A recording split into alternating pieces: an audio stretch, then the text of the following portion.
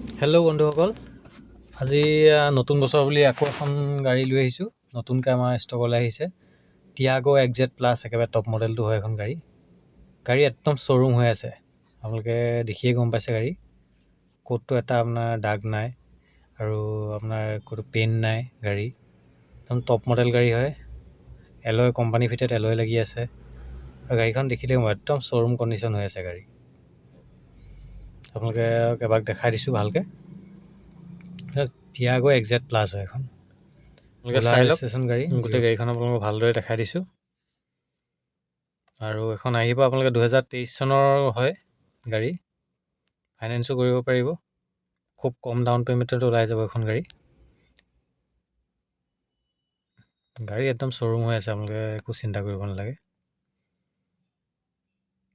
2023 চনৰ গাড়ী আৰু ৰিফাইনেন্স কৰিব পাৰিব, আপোনালোকে কম ডাউন পে'মেণ্ট দিলেও হ'ব। আৰু স্ক্ৰীণত নাম্বাৰ দিয়া আছে, আপোনালোকে কণ্টেক্ট কৰিব। আমি নিউ ইয়েৰ বুলি অফাৰো দিম।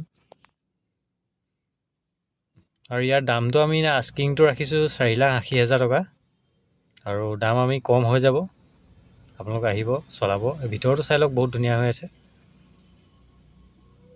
ইণ্টেৰিয়ৰটো চাই লওক, LCD লাগি আছে, কোম্পানী ফিটেড। এয়া চাই লওক, কোম্পানী ফিটেড LCD লাগি আছে।